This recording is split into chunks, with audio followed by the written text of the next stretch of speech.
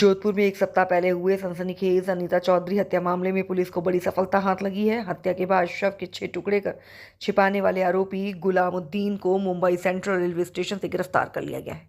Police उपायुक्त waste Rajshree के press वार्ता में बताया कि गुलामुद्दीन जोधपुर से फरार होकर गुजरात होते हुए महाराष्ट्र पहुंचा था, जहां वे मुंबई के कई क्षेत्रों जैसे हाजी अली और चौपाटी में छिपा रहा। इस अपराधी को पकड़ने के लिए जोधपुर पुलिस की 30 सदस्यीय टीम ने कड़ी मशक्कत की। उन्होंने गुलामुद्दीन की गतिविधियों पर नजर रखने के लिए 500 से अधिक सीसीटीवी फुटेज की छानबीन की और उसके ठिकानों का पता लगाने के लिए 400 से 500 मोबाइल नंबरों की कॉल डिटेल रिकॉर्ड से जांच की। गिरफ्तारी से पहले गुलामुद्दीन अपनी पहचान छुपाकर मुंबई में 7 दिनों तक फरारी काट रहा था और बिना मोबाइल का उपयोग किए सावधानी बरत रहा था, जिससे पुलिस के लिए उसे ढूंढना चुनौतीपूर्ण हो गया। आखिरकार पुलिस को यह सूचना मिली कि गुलामुद्दीन नेपाल भागने के इरादे से मुंबई सेंट्रल रेलवे स्टेशन के ट्रेन पकड़ने की योजना बना रहा है। इस जानकारी पर त्वरित कार्रवाई करते हुए पुलिस टीम ने रेलवे स्टेशन पर पहुंचकर उसे हिरासत में ले लिया। गिरफ्तारी के बाद आरोपी को जोधपुर लाया गया, जहां उससे पूछताछ जारी है। डीसीपी वेस्ट राजऋषि ने बताया कि गुलामुद्दीन एक शातिर अपराधी है जो भागने के दौरान अत्यधिक सतर्क रहा और मोबाइल का उपयोग नहीं किया, जिससे उसकी लोकेशन ट्रेस करना मुश्किल हो गया। पुलिस द्वारा की गई इस कठिन कार्रवाई ने एक जघन्य अपराधी को कानून के अपने शिकंजे में ला खड़ा किया, जिससे जोधपुर के नागरिकों ने राहत की सांस ली है। अनीता देवी जी की हत्या का प्रकरण दर्ज हुआ था। पिछले 7-8 दिनों में हमने एक जो सह आरोपी थी उनको हमने गिरफ्तार भी किया था। जितने साक्ष्य में इकट्ठा कर सकते थे फोरेंसिक साक्ष्य मैंने इकट्ठा किए थे।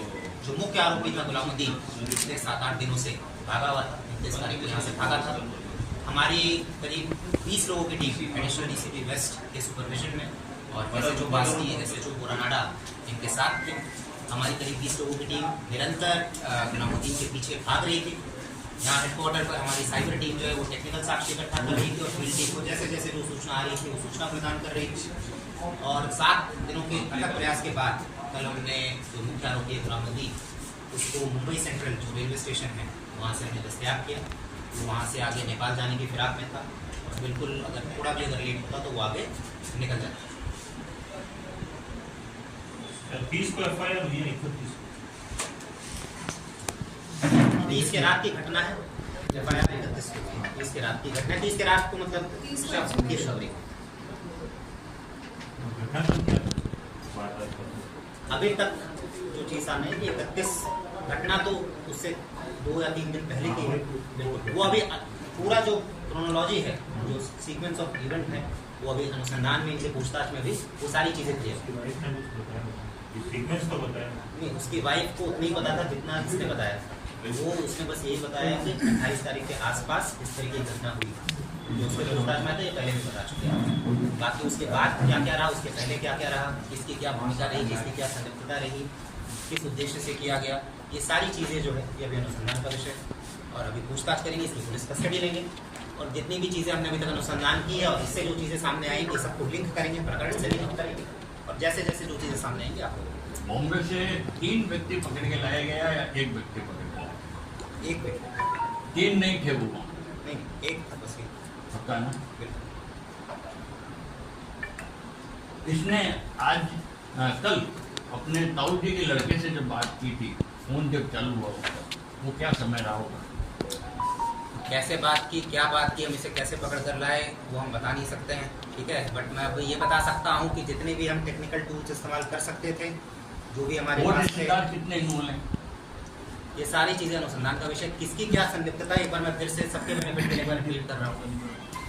कौन इन्वॉल्व है, कौन नहीं है, क्या उद्देश्य था, किसकी क्या भूमिका रही इस पूरे प्रकरण में, ये जब तक हम अनुसंधान नहीं करेंगे, इससे पूछताछ नहीं करेंगे, तो फाइनल हो जाएगा। अभी आपकी नजर में भी कितने होंगे मुझे? अभी मैं इस पर कोई टिप्पणी नहीं कर सकता। सर पोस्टमार्टम का क्या सीन है, कुछ वार्ता हुई? आज मेरे ख्याल से अभी वार्ता चल रही है। अभी वहाँ पर तेजा जी जो मंदिर है वहाँ पर कुछ कार्यक्रम है और अपने भी अधिकारी वहाँ मौजूद, पूरा प्रयास किया जा रहा है कि जल्द से जल्द। फिर आपके पास कानून भी था, अधिकार भी था पोस्टमार्टम कराने का और लाश खराब हो रही थी, उसको अगर मान लो पॉइजन भी दिया तो उसका असर कम हो जाएगा या नगण्य हो जाएगा। इन परिस्थितियों में आप पोस्टमार्टम करवा सकते थे, नहीं करवा? देखिए, हमारा यही प्रयास रहता है कि जो पीड़ित पक्ष है, प्रतिवादी पक्ष है, पोस्टमार्टम उनकी उपस्थिति में होना चाहिए, ये औचित्य है। ठीक है, उनकी उपस्थिति में होता है तो कोई आरोप प्रत्यारोप भी नहीं लगते हैं, उनको भी संतुष्टि रहती है कि सब कुछ सही से हुआ है। हम पिछले कुछ दिनों से यही प्रयास कर रहे हैं, जितने भी हमारे अधिकारी हैं उनसे बातचीत करके यही समझाने का प्रयास कर रहे हैं और आशा करते हैं कि जल्द से जल्द ये हो। सर, जो ऑडियो रिकॉर्डिंग वायरल हुई थी सुनीता की, उसमें कई और बड़े नाम भी शामिल थे, क्या वो भी अनुसंधान में शामिल है? सब कुछ जैसा मैंने बताया, हर पहलू पे अनुसंधान होगा। जितनी चीज़ें भी बातें सामने आई हैं, डायरेक्टली इनडायरेक्टली, हर पहलू पर अनुसंधान होगा। जिसकी भी जो संलिप्तता पाई जाएगी उस हिसाब से विधि सम्मत कार्रवाई सुनिश्चित की जाएगी। अब तक मैं अभी सह आरोपी का नाम खोल सकते हैं? हाँ, अभी तक इनकी तो गिरफ्तारी हो चुकी है, तो इनकी वाइफ है। इसके अलावा कुछ अभी तक मतलब अब तो मुझे अभी- कुछ एक्सेप्ट किया है सर से आरोपी को? मुलजिम को अभी लेकर आए हैं, अभी इससे पूछताछ होगी, बाकी सारी चीज़ें क्लियर होंगी। सर, इन 7 दिनों में ये चीज़ क्लियर हुई क्या कि हत्या कहाँ हुई थी? जैसे उसे घर में बताया गया। दिनों में हम निरंतर प्रयास कर रहे थे मुख्य आरोपी जिसका नाम गुलामुद्दीन है उस तक पहुंचने का। पिछले 8 दिनों में हमने काफ़ी अनुसंधान किया, साक्ष्य इकट्ठे किए, एक जो को अक्यूज़ थी उसे भी गिरफ्तार किया और पिछले 8 दिनों से हमारी टीम मुख्य आरोपी के पीछे निरंतर लगी हुई थी।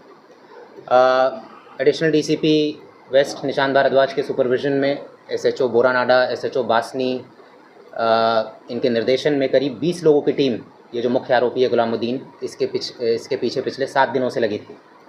ये बहुत ही शातिर किस्म का अपराधी है। ये यहाँ से पहले गुजरात गया, वहाँ से फिर महाराष्ट्र गया, निरंतर हमारी टीम इसके पीछे लगी हुई थी और पिछले 8 दिनों के अथक प्रयास के बाद मैं कह सकता हूँ कि दिन रात एक करने के बाद जो यहाँ भी हमारी टीम थी, जो टेक्निकल टीम थी, साइबर सेल की टीम थी, उन लोगों ने भी दिन रात प्रयास किया और जो हमारी फील्ड में जो टीम थी उन लोगों ने भी दिन रात प्रयास किया और इस अथक प्रयास के बाद फाइनली हम जो मुख्य आरोपी है इसको हमने दस्तयाब कर लिया है। अब इससे पूछताछ किया जाएगा और किस तरीके से घटना हुई, क्या हुआ, ये सारी चीज़ों का खुलासा अगले कुछ दिनों में हम करेंगे। सर, मोबाइल ये कहाँ गया था, कहाँ ठहरा था, जिसने इसको बना दी क्या, उसको भी अरेस्ट किया? उन सब बातों पर अभी अनुसंधान करेंगे। फ़िलहाल यहाँ से ये गुजरात गया, अहमदाबाद, वहाँ से ये मुंबई गया। पिछले 7 दिनों से वहाँ पर जो एरिया है, हाजी अली वाला एरिया है, हाजी अली काठियावाड़ चौपाटी वाला एरिया है, वहीं पर ये रुका हुआ था और कल जब हमने इसे दस्तयाब किया है तो ये अपना कौन सा रेलवे स्टेशन है, मुंबई सेंट्रल जो रेलवे स्टेशन है वहाँ से हमने इसे दस्तयाब किया है। जैसा मैंने बताया कि ये काफ़ी शातिर किस्म का अपराधी है, बिल्कुल अपना फ़ोन भी नहीं इस्तेमाल कर रहा था और अगर कभी कुछ इस्तेमाल हुआ तो भी हॉटस्पॉट का इस्तेमाल कर रहा था, सीसीटीवी से भी बच रहा था। करीब 400 से 500 सीसीटीवी फुटेज का हमने विश्लेषण किया है और निरंतर इसके पीछे टीम लगी रही और कल मुंबई सेंट्रल से इसे हमने दस्तयाबी किया है। इसका आगे का प्लान था, ये आगे भागने की फ़िराक में था, इनफैक्ट भारत के भी बाहर भागने की फ़िराक में था ये, पर हमारी टीम ने बिल्कुल समय पर पहुंचकर इसे दस्तयाब किया। मुंबई से इंटरसिटी जा रहा था, नेपाल जाने की फ़िराक। हत्या का कारण तो सामने